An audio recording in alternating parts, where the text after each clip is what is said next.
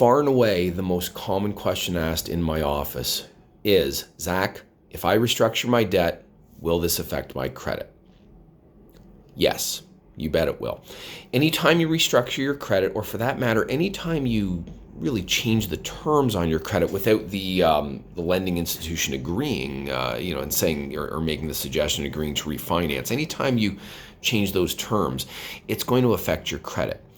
Now, this it's the most common question because it's really the big penalty, especially if someone's doing a proposal, and it obviously concerns people. It makes them upset. Then the way I try to address this is people really need to understand why they're upset, and they unfortunately credit. I think credit's the most misunderstood concept in the Western world. So first thing to understand is I often tell my clients, listen, or my potential clients before they become a client, I say, listen, credit's like your hair. Now, of course, coming out of my mouth, it usually elicits a laugh, and because I'm talking about their hair, not my hair.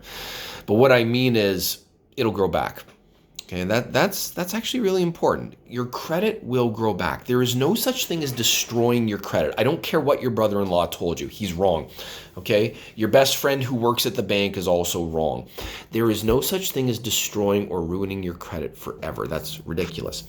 You could, however, wake up one day and look like me, and you would not be very pleased, but you would look in the mirror and you'd say to yourself, okay, this sucks, but it's going to grow back, and it will. Okay, that is credit. Now, there'll be some other videos on how we rebuild credit, but for the time being and for the purpose of this video, please take my word for it. You can rebuild credit. You know what you can't rebuild? Cash. Cash is your finger. Okay, you cut that guy off, he's not coming back. You will make more money. No doubt about it. Especially if you're younger, the younger you are, the more time you have to earn, and you can make more cash. But you'll never get the cash that you burn today, tomorrow.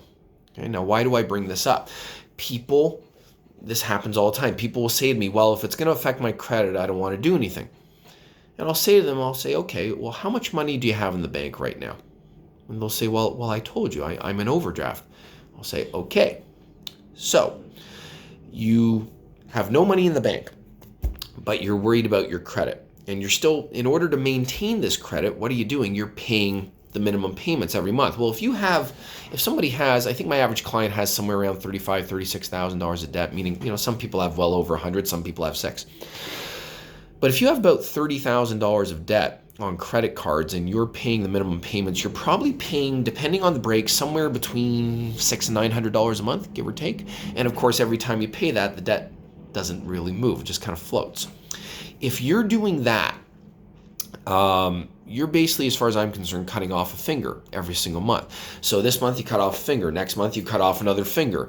Eventually you get to the wrist, then the elbow, then the shoulder, the arm comes off. But hey, you got beautiful hair. Not a good trade. Okay? Now people will say, but I need my credit. I worked hard for my credit. First of all, as I said, you can rebuild your credit. So you need credit. You still have credit. You just don't have the score you want. Secondly, you did not work hard for your credit. Okay, I know someone right now is picking this up and screaming and shaking you did not work hard for your credit. Okay, you worked hard for your money. You know how you build credit? You obtained credit and you used it relatively responsibly and you paid the bill every month. That's not that hard. Earning money is hard. Okay, and what's amazing is people are so willing to cut off their limbs just so they can have a lovely haircut. I'm sure some psychologists could explain this. Maybe I'll find a psychologist and drag him into one of these videos. But my point being is we can always rebuild credit. And one of the ways to rebuild credit, of course, is once you've restructured the debt, to start fresh.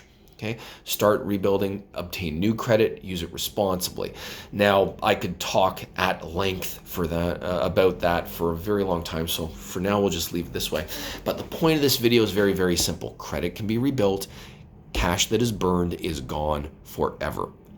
Okay, if I gave you a choice, you can have great credit, no cash, or lots of cash and lousy credit. Which would you choose?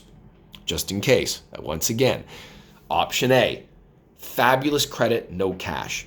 Option B, lousy credit, lots of cash. Which would you want? If you answered A, you need to think very carefully. okay, about what you're saying. Think about it carefully. You can pay the bills with cash. Credit, eventually the bill comes due. There'll be more on this later. All right?